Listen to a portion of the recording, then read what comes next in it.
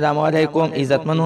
نننې معلومات زمونږ د اسماعیل ماشوم د قاتل د اسماعیل قاتل ټول حقیقت ښکاره کړو چې دا اخر په څه باندې قتل کړه او د دې ماشوم اخر داسې څه ګناه. ټول معلومات زه تاسو ته په دې ویډیو کې درکوم. زمونږ دا ویډیو د سره تر اخره پورې ګورئ چې تاسو ته پوره معلومات تر ورسیږي. د دې معلومات نه مخکې زه تاسو ته دا یادګي نه وکړم، تاسو کو چې زمونږ په دې چینل کې نوي وئ مهرباني وکړئ زمونږ همدا چینل د سره سبسکرایب کړئ او سره د ټلۍ نشان ووهئ چې ښه یوه نوې معلومات ویډیو تاسو ته په اسانۍ باندې تر ورسیږي. عزتمنو د کاټنګ پولیسو هغه ښځه ونیوله چې کومه ښځه چې اسماعیل ماشوم قتل کړی. هغې ټول حقیقت داسې ښکاره کړو، ویې ویلې چې دا یې ما نه قتل کو ځکه چې دا او نه مې څه د قتل اراده وه دې ماشوم ته. ما خو هسې یارو په مړو باندې مې ورته ګوتې کېښودلې او زور مې ولا نه دی ورکړی. دې ماشوم مړو ته ما ګوتې یولې نو ماشوم تګ زیار شو او د یارې پې څه چل پې وشو او ورپېدو. موږ ویرېدلو. ما د مړۍ نه ګوتې لرې کړلې نو ماشوم په ځي باندې